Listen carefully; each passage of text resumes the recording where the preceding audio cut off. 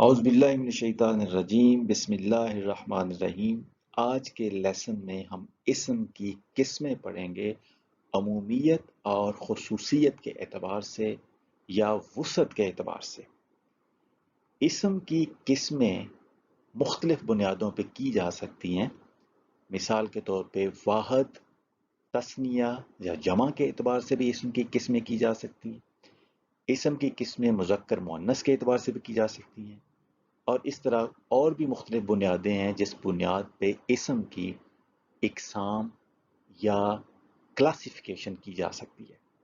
لیکن آج کے لیسن میں ہم اسم کی قسمیں پڑھیں گے عمومیت اور خصوصیت کے اعتبار سے، یا وسعت کے اعتبار سے بھی اس کو کہا جاتا ہے۔ تو عمومیت اور خصوصیت کے اعتبار سے اسم کی دو قسمیں ہیں، اسم معرفہ اور اسم نکرہ۔ اسم معرفہ کو ڈیفینٹ بھی کہا جاتا ہے اور اسم نکرہ کو انڈیفینٹ بھی کہا جاتا ہے۔ تو سب سے پہلے ہم دیکھتے ہیں کہ اسم ہوتا کیا ہے۔ اسم عربی زبان کا ایک بامانی لفظ ہے یا کلمہ ہے جو کسی بھی شے کے نام یا شناخت یا پہچان یعنی نیم اور آئیڈینٹیفیکیشن کے لیے استعمال ہو۔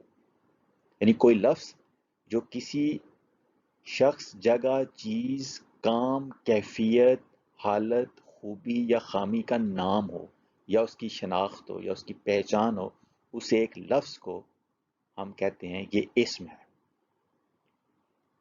اسم والا جو لفظ ہوتا ہے، بامانی لفظ، اس سے یہ نہیں پتہ چلتا کہ ماضی ہے یا مستقبل ہے یا حال ہے، یعنی کسی زمانے کا ذکر یا علم اس سے لفظ سے حاصل نہیں ہوتا جو اسم ہوتا ہے۔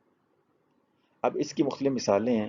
مثال کے طور پہ کسی شخص کے لیے جو لفظ استعمال ہوتا ہے اس کو بھی اسم کہتے ہیں۔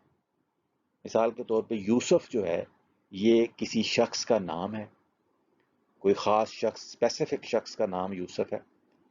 رجل کوئی آدمی، کوئی اسپیسیفک آدمی نہیں ہے، لیکن آدمی کے لیے جو ایک لفظ استعمال ہو رہا ہے اس کو رجل کہہ رہے ہیں، تو رجل بھی اسم ہوا۔ اس طریقے سے مسجد ایک جگہ کا نام ہے، اور الجنت یہ بھی ایک جگہ کا نام ہے۔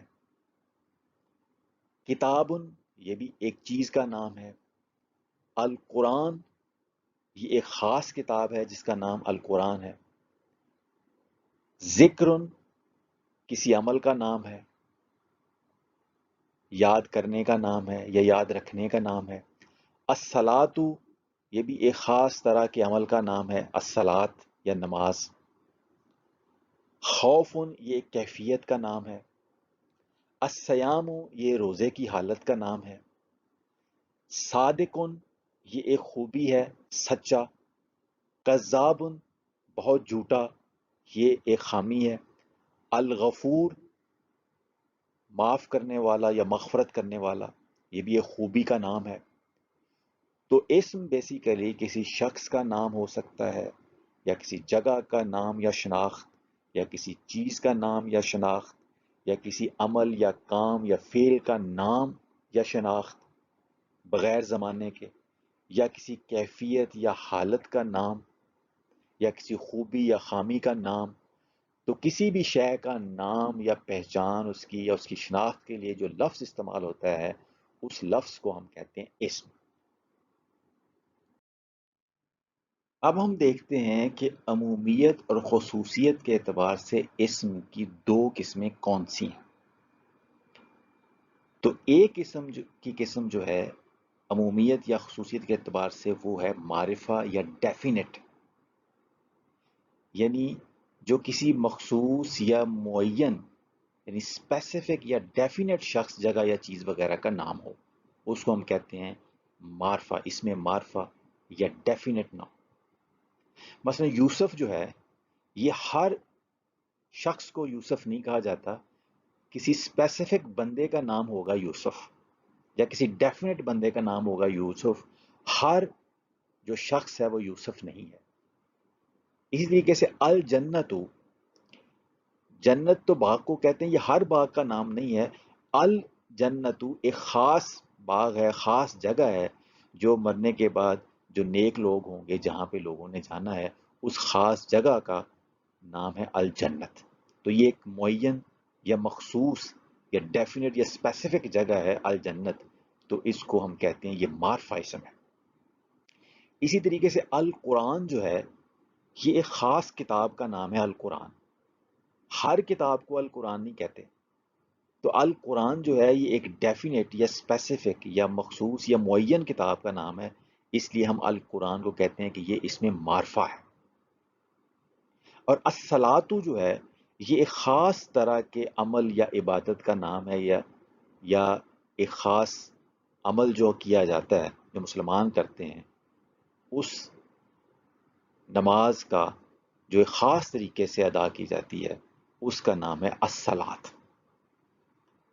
تو ہر طرح کی عبادت کو نہیں ہم الصلاۃ کہتے، ایک خاص طرح کی عبادت کو یا ایک خاص طرح کے عمل کرنے کو، خاص طریقے سے عمل کرنے کو ہم الصلاۃ کا نام دیتے ہیں۔ تو معرفہ اسم جو ہوتا ہے وہ ہوتا ہے کسی ڈیفینٹ یا اسپیسیفک شخص یا جگہ یا چیز کا نام، لیکن نکرہ اسم وہ ہوتا ہے جو کسی اسپیسیفک یا ڈیفینٹ شخص، جگہ یا چیز کا نام نہ ہو، غیر مخصوص اور غیر معین شخص کا نام۔ جیسے رجل کہتے ہیں آدمی کو، تو کوئی بھی آدمی ہو یا ایک آدمی، تو رجل کا ترجمہ ہوتا ہے ایک آدمی یا کوئی آدمی۔ اب اس سے یہ نہیں پتا چلتا کون سا اسپیسیفک آدمی ہے، تو جنرل سینس میں بات ہو رہی ہو جب کوئی ڈیفینیٹ یا اسپیسیفک شخص مراد نہ ہو، انڈیفینیٹ ہو، غیر مخصوص ہو، اسپیسیفک نہ ہو کوئی شخص، تو اس کے لیے رجل کا لفظ استعمال ہو رہا ہے۔ اب اس کی جمع ہے رجال، تو اس کا ترجمہ کریں کچھ آدمی، اب پتہ نہیں کون سے آدمی، کوئی اسپیسیفک آدمی نہیں ہے، غیر مخصوص غیر معین ہے۔ اس ایک سے مسجد، کوئی مسجد یا ایک مسجد، اب وہ کون سی مسجد ہے، کوئی اسپیسیفک مسجد نہیں ہے، تو لہٰذا یہ بھی نکرہ ہے۔ کتاب، ایک کتاب یا کوئی کتاب، کوئی اسپیسیفک کتاب نہیں ہے، جیسے القرآن ایک اسپیسیفک کتاب تھی، لیکن کتاب اس کا ترجمہ ہوگا یا صرف کتاب یا کوئی کتاب یا ایک کتاب۔ تو انڈیفینٹ یا نکرہ جو ناؤن ہے وہ ہے کہ جو کسی اسپیسیفک یا ڈیفینٹ چیز کا نام نہ ہو، ایک جنرل سا نام ہو، عام سا نام ہو، جو اس کلاس کی ساری چیزوں کے لیے وہ نام استعمال ہو۔ جیسے رجل آدمی، ہر شخص کو یا ایک سپیشیز کے ہر ایک جیسے شخص کو ہم رجل کہتے ہیں۔ مسجد ایک خاص طرح کی بلڈنگ جو ہوتی ہے، خاص نوعیت کی بلڈنگ، وہ کئی ایک مسجدیں ہوتی ہیں جو ایک جن کو مساجد کہا جاتا ہے، کوئی اسپیسیفک مسجد نہیں ہے۔ کتاب کئی کتابیں ہوتی ہیں، کوئی اسپیسیفک کتاب نہیں ہے۔ تو عمومیت اور خصوصیت کے اعتبار سے اسم کی دو قسمیں ہوئیں، ایک معرفہ اور ایک نکرہ۔ معرفہ وہ اسم یا وہ لفظ جو کسی اسپیسیفک یا ڈیفینٹ شخص، جگہ یا چیز کے لیے استعمال ہو، اور نکرہ جو انڈیفینٹ یا غیر مخصوص یا غیر معین شخص، جگہ یا چیز کے لیے جنرل سینس میں استعمال ہو، اس کو ہم کہتے ہیں انڈیفینٹ ناؤن یا اس میں نکرہ۔